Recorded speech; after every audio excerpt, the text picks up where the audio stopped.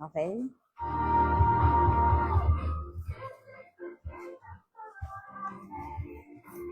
Isang magandang gabi po sa bawat isa. Kumusta po ang bawat isa sa atin? At magbibigay lang po ako ng 5 minutes para po tayo ay magtag sa at mag-invite sa ating mga kapatid, kaibigan, kakilala, ka-churchmate, at mga kamag-anak. 5 minutes lang po.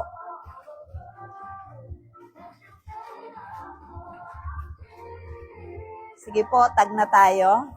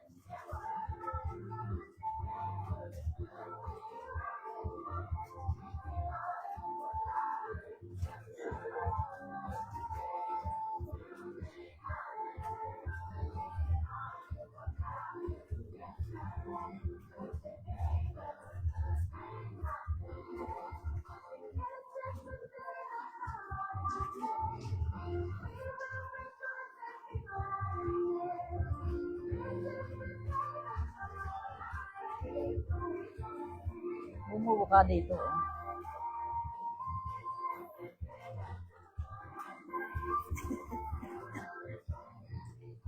Tapos pa si Andong. Ilang minutes na? Andong, ilang minutes na? 5 minutes na ba?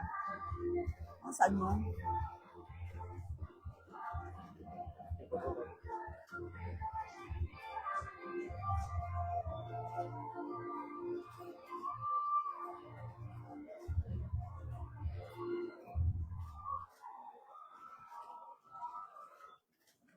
Two more minutes to tag and invite.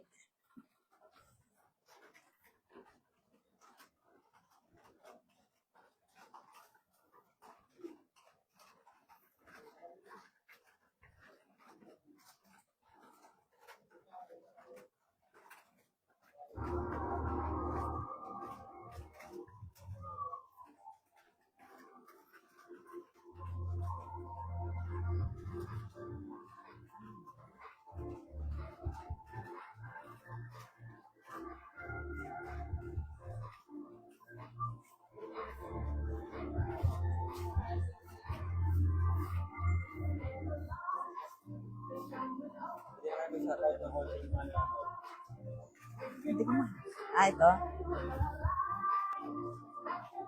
Sige po, shout out po tayo kay Sister Betchay na nasa ibang bansa. Brother Jay, Pastor Jay. Hindi ko alam kung sino naka-shout out dito. Sino na ba? Saan mo ba makikita yun?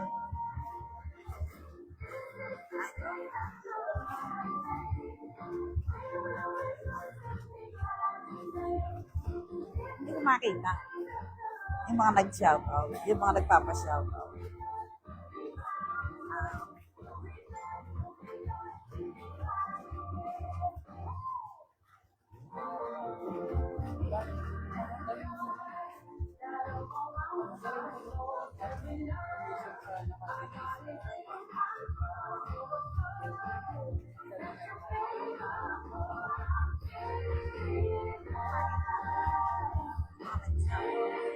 Shout out po, Sister Heidi. Kumusta ka dyan?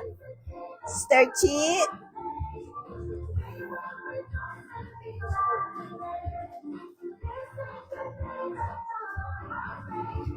Althea Jeronimo, Malakas.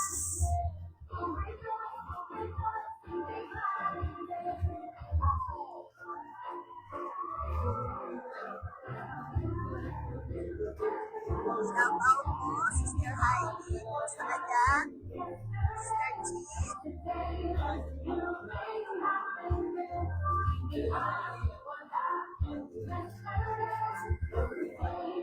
Althea Jeronimo, Malakas.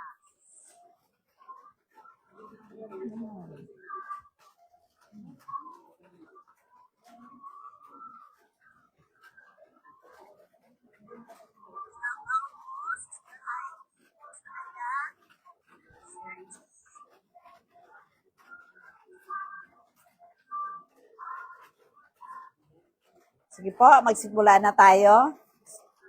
Simula na. So, isang mapagpalang gabi po sa bawat isa sa atin, sa ating mga pastor, sa mga ating mga kapatiran dyan, sa Bicol, sa Tapel, sa Piodoran. Magsimula na tayo.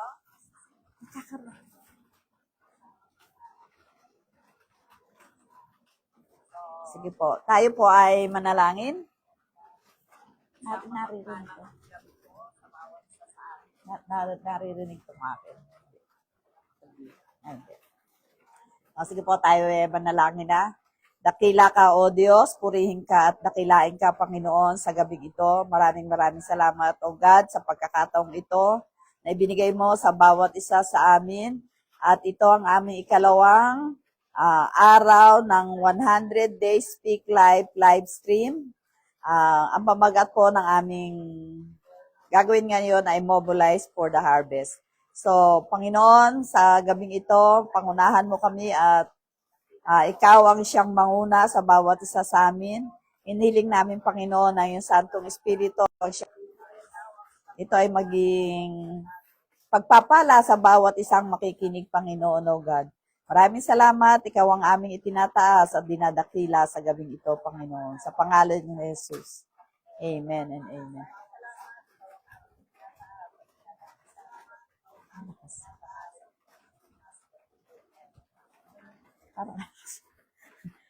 Sige. So,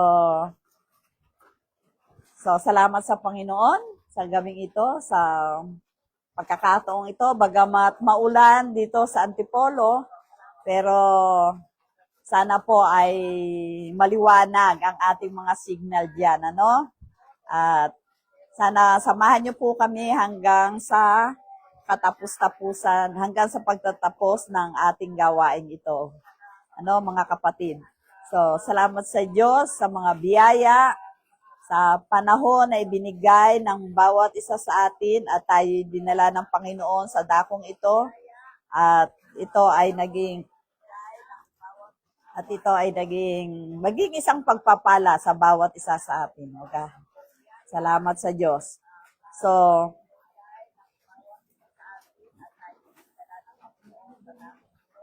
nakukonfuse ako dito. Patayin ko kaya.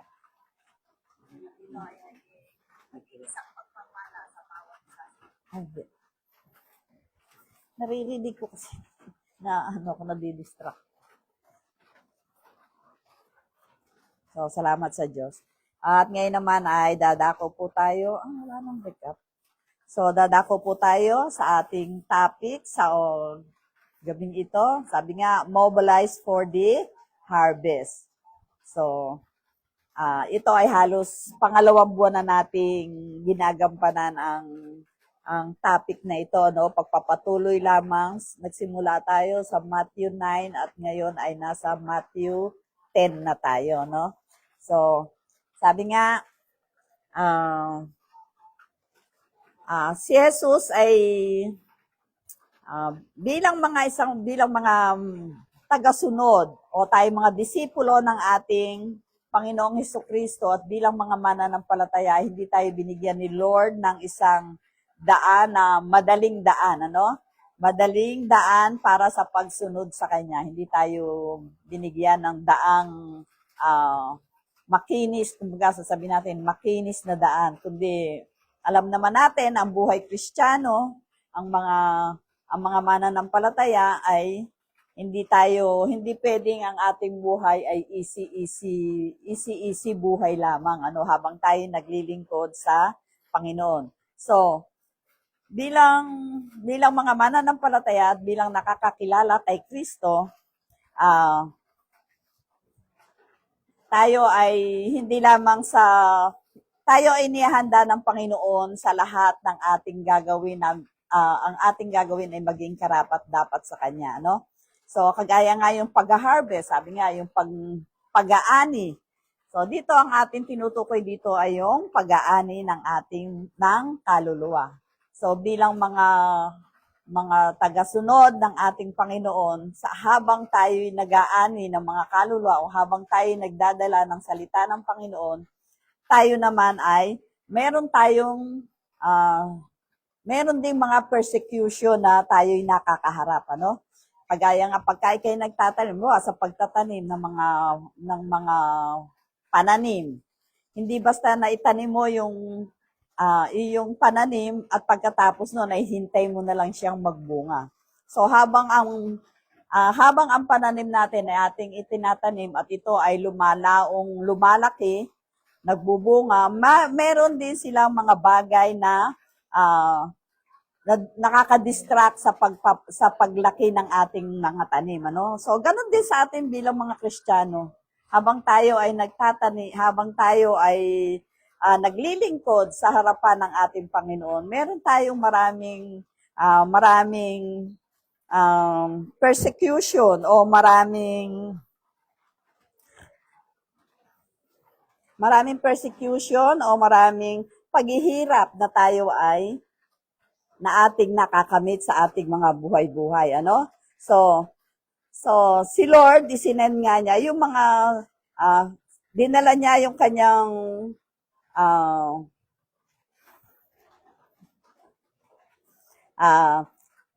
bilang tayo ay mga tupa ng ating Panginoon, So, ang ating Panginoon ang ating tupa. Tayo ay tagasunod at siya yung ating tagaturo sa bawat isa sa atin. So, sabi nga, merong sa persecutions, bilang mga Kristiyano, yung mga pagpe-persecute, sino-sino ba itong sino-sino ba itong, saan ba tayo na-persecute? Saan ba tayo nagkakaroon ng mga, nakakaranas ng persecution? Minsan hindi lamang sa atin, Hindi lamang sa church, sa loob ng church, hindi lamang sa church, hindi sa loob ng church, hindi lamang sa labas ng ating tahanan, kundi minsan, madalas pa nga sa mga Kristiyano, lumaki ang mga anak bilang mga Kristiyano, pag malalaki na, yun na yung nagiging kalaban natin sa loob ng ating tahanan, Hindi na mga nakakasunod sa kanilang kung ano yung mga natutunan nila nung sila ay mga bata pa. 'Di ba? Yung mga ganon, sa pamilya.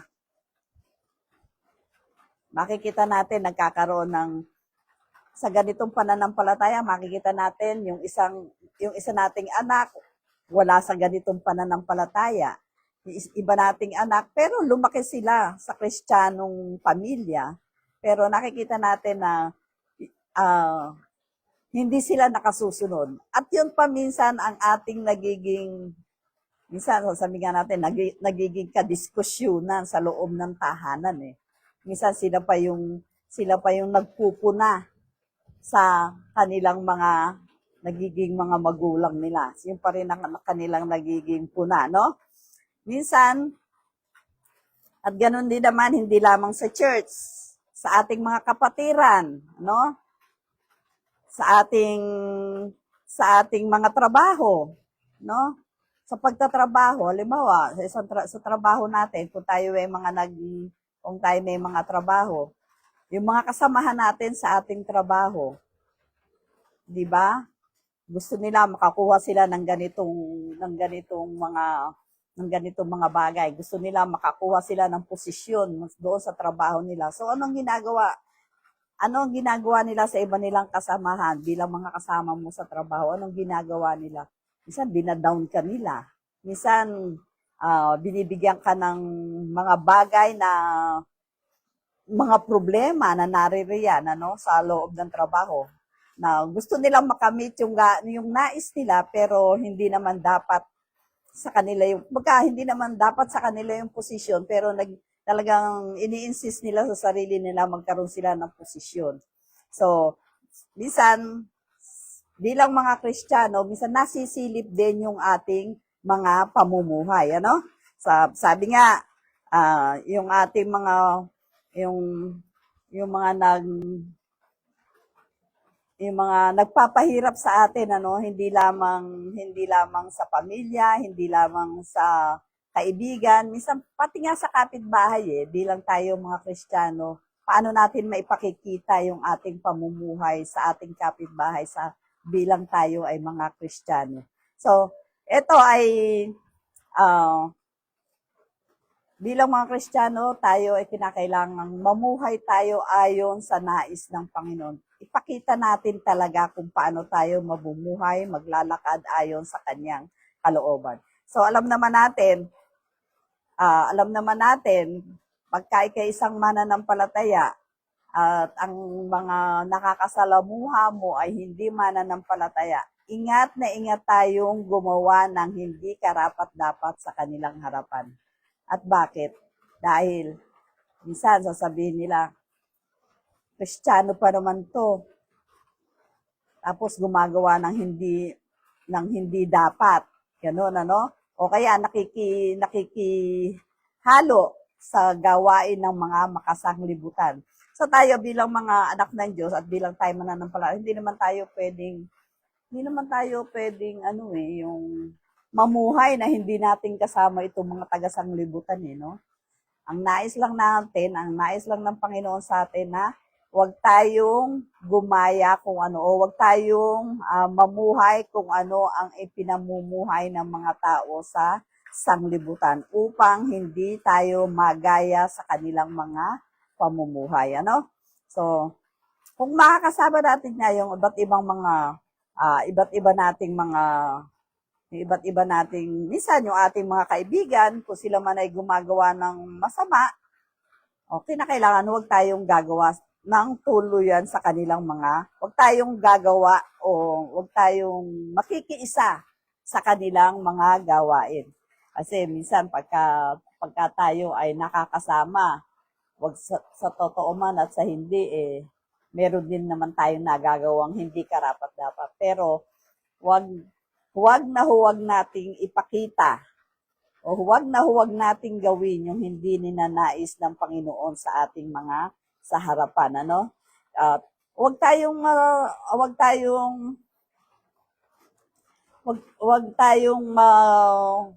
maso-surprise, Kapag ang ating pananampalataya ay nagkakaroon ng mga pagsubok. Sabi nga natin, minsan sinasabi natin sa sarili natin, ako sinasabi ko minsan, pagka ako'y walang pagsubok, halimbawa sa loob ng isang buwan, parang tinitingnan ko yung sarili ko, teka muna, parang ako ba ay nasa daanan pa, sa tamang daan pa ba ako ay nasa tamang daan pa ba? O ako ay nalilihis na ba ako ng landas? Ganun, So, kinakailangan, let us examine ourselves para makita natin yung ating, kung tayo ay lumalakad pa ayon sa kalooban ng ating Panginoon. Kasi minsan pagka nagkakaroon ng marami ng challenges sa ating buhay, doon na lang tayo nakatingin. Doon na lang naman tayo nakatingin sa buhay natin. Hindi na natin tinitingnan yung mga pangyayaring nangyayari sa ating buhay. Hindi na natin dito na lang tayo nakatuon. Tapos nakakalimutan na natin ang ating Panginoon. Nakakalimutan na natin na meron tayong Diyos na katabi natin. Si Lord naman parating nandiyan sa tabi natin Hindi naman yan nawawala sa ating harapan. At sabi nga Sinasabi nga sa John 15:18, sabi dito, kung kayo'y kinapopuotan ng sanlibutan ay talastas, ako muna ay inyong talastas. Ako muna ang kinapopuotan bago kayo. Ah, di ba? Sabi nga kung tayo bilang mga mananampalataya o bilang mga naghahayag ng salita ng Panginoon, minsan makakarinig ka ng mga salita na hindi karapat-dapat. Minsan meron namang nakikinig nga pero yung kanilang mga muka, expression ng kanilang mga muka ay nakikita mo na, siyempre tayo, alam mo, ang mga Pilipino, dyan magagaling yan eh. Sa expression na lang ng mga muka ng isang tao, nakikita, nababasa agad kung ano ibig sabihin, kung ano ang nagiging reaction, ano? Nababasa agad natin yun. So, pag nakikita natin, minsan nakikita natin yun, minsan di ba parang pag ikaw ay nagdadala ng salita ng Panginoon, parang sasabihin mo, parang nalulungkot ka sa sarili mo, no? Kasi nga, yung nakikinig, ay parang ano na lang, pag pinuntahan mo sila, sasabihin na lang nila, sige, okay, okay na, pwede, welcome naman kayo dito. Pero, sa loob at kalooban nila, hindi tao sa puso yung kanilang pagtanggap o yung kanilang pakikinig ng salita ng Panginoon. So, kumbaga, tayo bilang mga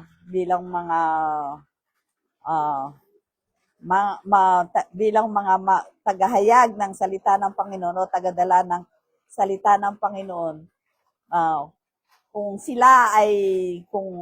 ayaw nilang tanggapin or hindi, kumbaga wala sa taos puso, hindi tao sa kanilang puso ang pagtanggap ng salita ng Panginoon, wag na lamang tayong magsasalita ng kung ano-ano pa. Sabi nga dapat ay magsalita lang tayo kung ano yung nais lang natin ng salita ng Panginoon ang ating sasabihin. Wag na tayong magsasalita pa ng iba dahil hindi naman kung tayo nagdadala ng salita ng Panginoon, hindi naman yung sarili natin yung ating dinadala, kundi ang ating Panginoong Hesukristo. So sabi nga doon sa binasa, kung ayaw tayong tanggapin ng sanglibutan, dahil tayo ay hindi taga sanglibutan. Ito yung hindi nauunawaan kasi ng mga tao, yung mga taga sanglibutan dahil ayaw nila natanggapin ang salita ng ating Panginoon. Balit, sabi nga, kung kayo'y taga sanglibutan ay iibigin ng sanglibutan ang kanyang sarili. So, yung mga taga sanglibutan, mahal nila yung kanilang sarili. Bakit? Mas ibig nilang gawin yung mga gawa ng sanglibutan. Ibig nilang gawin yung mga gawa na hindi karapat-dapat sa harapan ng Panginoon. At ibig nilang gawin yung mga gawa na ayon sa gusto ng kanilang laman. Diba? Kaya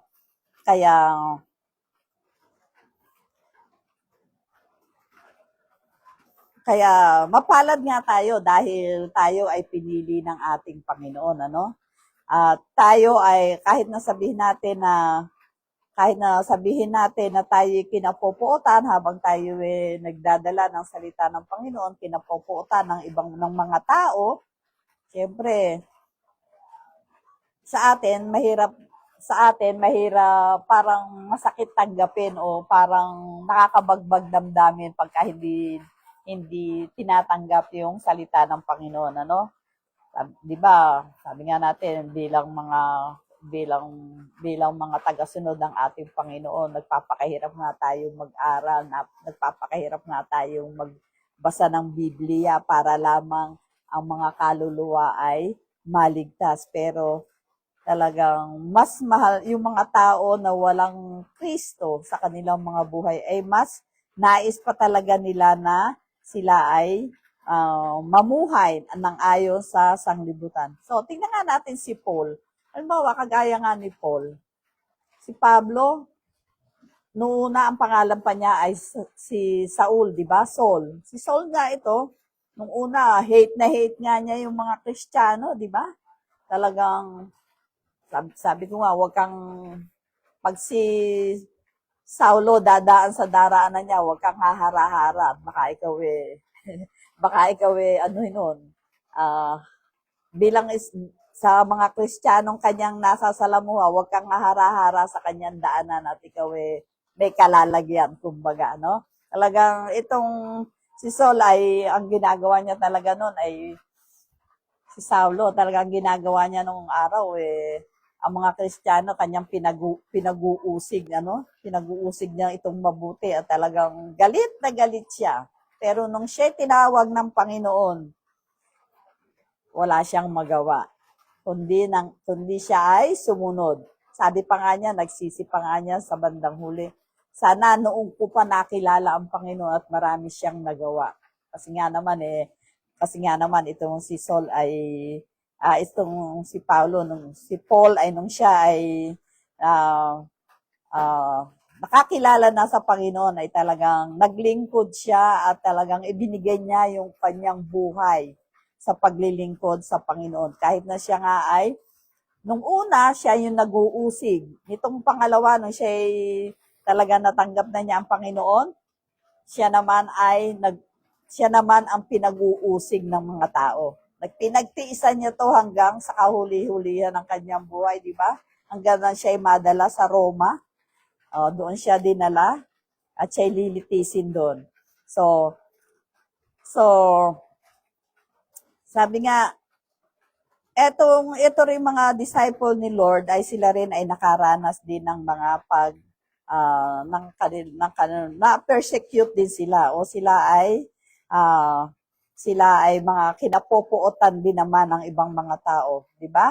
Si Pedro, tingnan natin, nung si Christ ay malapit na siyang hulihin, di ba nakita natin, nung malapit na si Christ hulihin, hinahanap itong mga tagasunod o mga disciples nitong mga apostoles ni Christ. Si Peter nga anong ginawa? Kasama na nga niya si Christ pero ipinagkanulo pa siya, no? Pero anong ginawa sa kanya? Anong ginawa ng mga tao sa kanya? So, talagang siya inano pa rin. Naranasan niya nung siya pinagkanulo niya nung si Christ, naalaala niya nung maalala niya nung tumilap ng manok, naalaala niya na si Christ ay kanyang ipinagkanulo. Pero, di ba? So, sa pamumuhay natin, sa bawat isa sa atin, tayo naman bilang mga mananampalataya ay tayo naman ay meron naman tayo mga pinag-aralan o nag-aaral naman tayo ng salita ng Panginoon. Hindi naman tayo pwedeng habang tayo nagmi-mission or nagbi-visitation or nagmupunta sa mga bahay-bahay upang ipalaganap ang salita ng Panginoon. Meron din naman tayo kasing alam tungkol sa salita ng Panginoon before tayo palabasin ng ating mga pastor, ng ating mga ministers.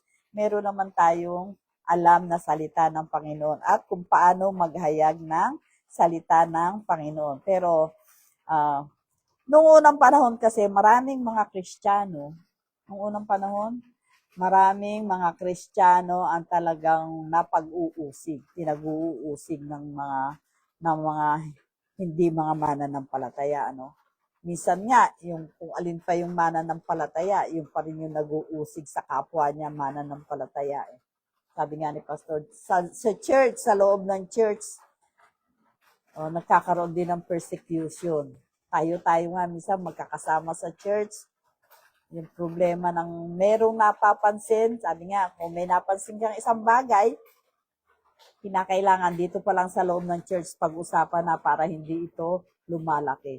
Ano nangyayari? Minsan, may napansin na, nakikita na yung mga bagay na yon na hindi naman, na nakikita na sa loob ng church, tapos, ang gagawin, sasabihin doon sa kabila, ito ay, nangyayari? Humaba na ng humahaba ng humahaba hanggang nagkakaroon na hanggang nagiging yung kanyang pananampalataya, hanggang sa lumamig ang kanyang pananampalataya. Di ba?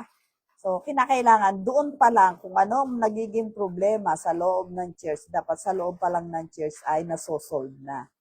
Pag-usapan na. So, tawagin yung mga nakakatanda sa iglesia.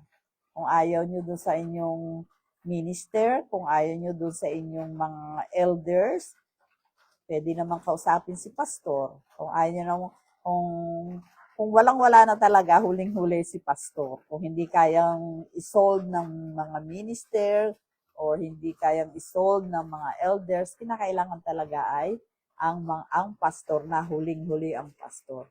So yan naman ang Panginoon naman ay magbibigay yan ng wise decision, ng wise judgment, pagja-judge ng wise decision. Si pastor magbibigay naman yan ng wise decision sa bawat isa na nagkakaroon ng problema sa loob ng iglesia, no? So bilang ito yung mga nagiging challenges sa buhay ng bawat isa sa atin sa bilang mga mananampalataya. Hindi lamang sa mga bagay hindi lamang doon sa mga bagay na ating mga nakakasalamuha, no? Sabi ko nga yung persecution hindi lamang dito sa loob ng iglesia, hindi lamang sa ating pamilya, hindi lamang sa ating trabaho, hindi lamang sa ating kapitbahay. So, sa mga bagay na lalong-lalo na dito sa labas natin, o lalong-lalo na dito sa sanglibutan, dahil kapag kayo minsan nakakasalamuha ng ibang mga tao at lalong-lalo na hindi mga Kristiyano at nakilala ka nila na ikaw ay isang Kristiyano, napakahirap talaga na ikaw ay kikilos ng hindi karapat-dapat sa kanilang harapan. Dahil nasisita ka agad, napapansin ka kaagad nila. Di ba? Kaya dapat tayo ay talagang mamuhay ng ayon sa nais ng Panginoon. At alam naman natin kung merong nagiging problema sa bawat isa, merong mga nagiging problema sa atin, di ba? Sabi ko nga kanina kung tayo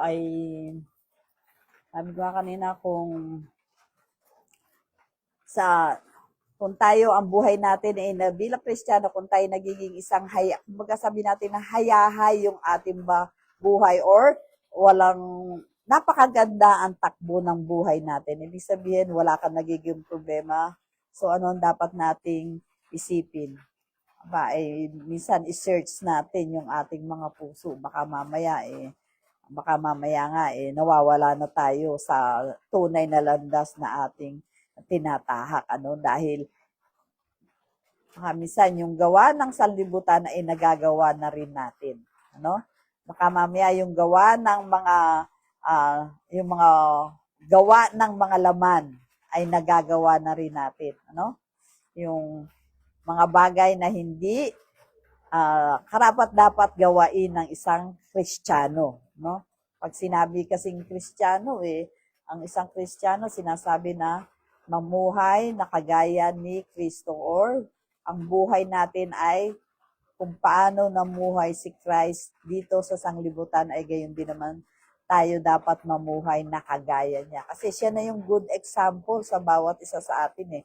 Kaya, sabi nga natin, kapag tayo nape-persecute o nagkakaroon tayo ng mga oposisyon sa ating mga buhay-buhay, ay ito ay dapat natin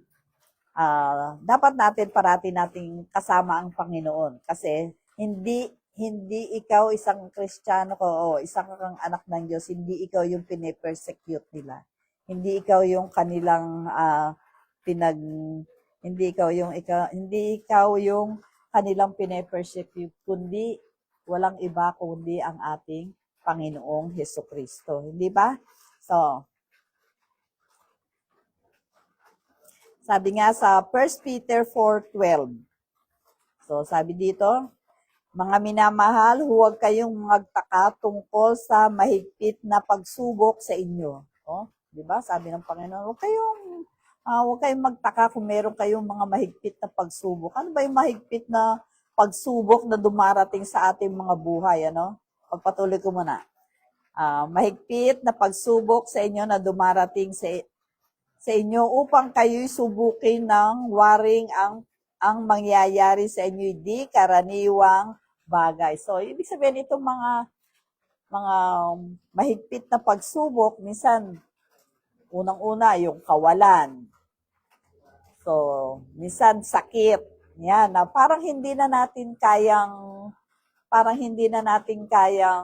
lutasin, no? Parang hindi na natin kayang lutasin. Tapos yung minsan kawalan.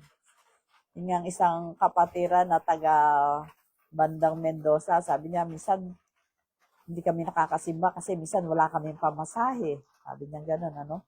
Pero nagsisimba pa rin kahit sila walang pamasahe. Kaya pa rin naman kasi nilang maglakad. Pero yung mga bagay na yun, ano, naandyan naman si Lord na sabi nga ni Lord, hindi niya tayo pababayaan ni iiwanan man. Kung tayo may pangangailangan sa kanila, kaya lang natin tumingin sa ating Panginoon o tumawag sa ating Panginoon. Kasi ang layo lang naman natin sa Panginoon ay isang panalangin eh. Panalangin, sabi nga, ang layo ng Panginoon sa atin ay isang panalangin. So manalangin lang tayo sa Panginoon at ito ay bibigay sa atin. Mga pagsubok, gaya nga nung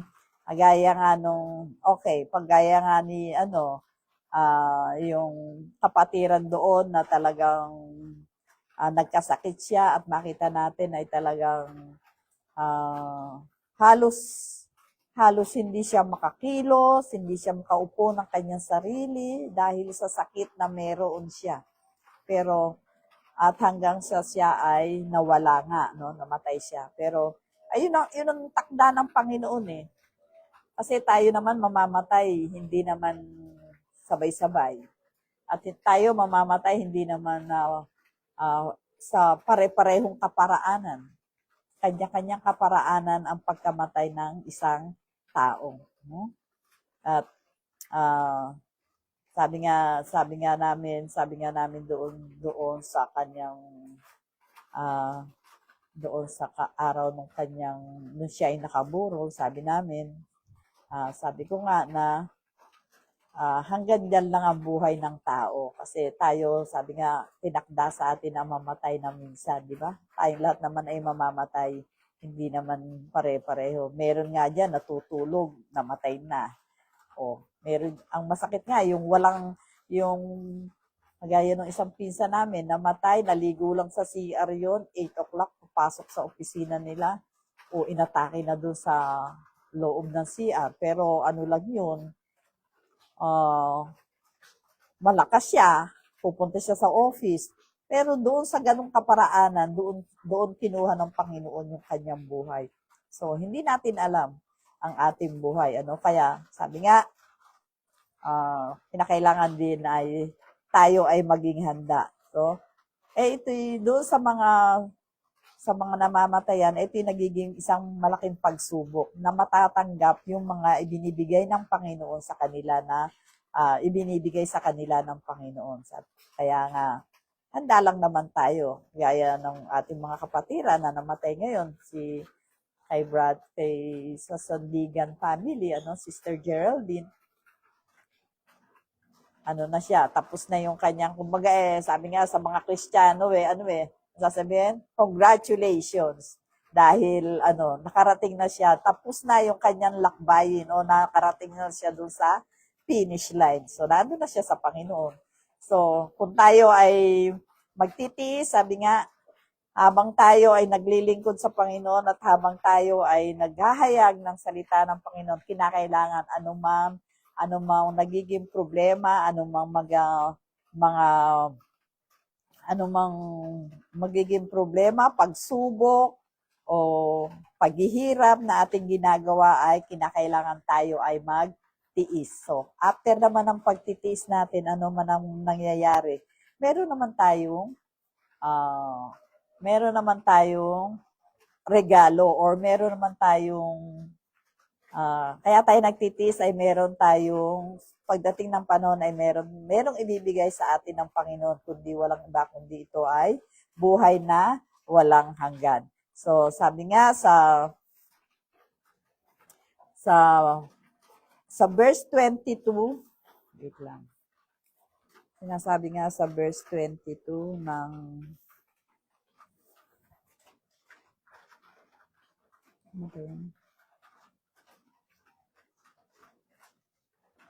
Sabi nga sa verse 22 ng Matthew 10:22, at kayo'y kapopuotan ng lahat ng mga tao dahil sa aking pangalan. Datapwat ang magtitiis hanggang sa wakas ay siyang maliligtas. So, yung mga nagdi-disciple, sabi ko nga, nakakakuha tayo kinapopuotan niya ng ibang mga tao dahil sa kanyang pangalan. Subalit, ang magtitiis hanggang sa wakas ay siyang maliligtas. So, merong kaligtasan. Sabi nga, pagka ikaw ay tumatakbo, no? Kung ikaw ay sa isang paligsahan at kasali ka sa paligsahan ng takbuhan, di ba?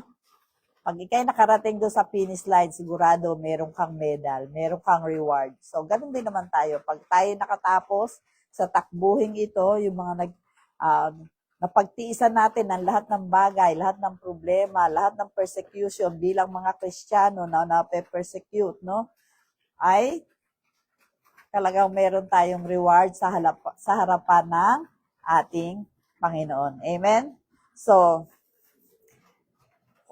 kung meron tayong mga pagsubok na dumarating sa ating buhay, kinakailangan huwag tayong matakot, no? At lalo tayong manghawakan sa ating mga pananampalataya dahil alam naman natin si Lord naandyan, siya yung naandyan sa ating tabi, siya yung nagbibigay sa atin ng wisdom para tayo itong mga pagsubok na ito ay ating mga malampasan at ito ay tayo mananatili sa ating mga pananampalataya. At alam naman natin ang eternal reward sa bawat isa sa atin ay makakamit natin kung tayo ay magpapatuloy at laging tapat sa ating Panginoon. So, yun lamang po. Tayo po ay manalangin sa gabing ito. Dakila ka, O Diyos, at luwalhatiin ka at dakilain ka, Panginoon. Maraming salamat po sa gabing ito na ibinigay mo sa bawat isa sa amin. God, dalangin namin sa iyo, Panginoon, na alam namin na itong mga pagsubok na dumarating sa aming buhay, Panginoon, at ganoon din yung mga trial and persecution na aming nakakamit, Panginoon, ay tulungan mo po kami na ito ay aming malampasan at bigyan mo kami ng wisdom and courage, Panginoon, upang ito, Panginoon, Panginoon, ay aming malampasan ang mga bagay na ito, Panginoon, O God. Lord, maraming salamat at dalangin namin sa iyo na kami lalong magkaroon ng malalim na pananampalataya sa iyo at alam namin, Panginoon, na meron kang pangako sa iyong mga anak na ang mga magpapatuloy hanggang sa wakas ay siyang maliligtas, O God. At alam namin, Panginoon, na yung kaligtasan niyo na binibigay mo sa iyong mga anak, Panginoon, ay ito ay aming makakamit hanggang sa kahuli. Ito ay aming makakamit, Panginoon, O God. Lord, maraming salamat at ang lahat ng kapurihan, kadakilaan ay para sa iyo lamang, Panginoon, sa pangalan ni Jesus. Amen and amen.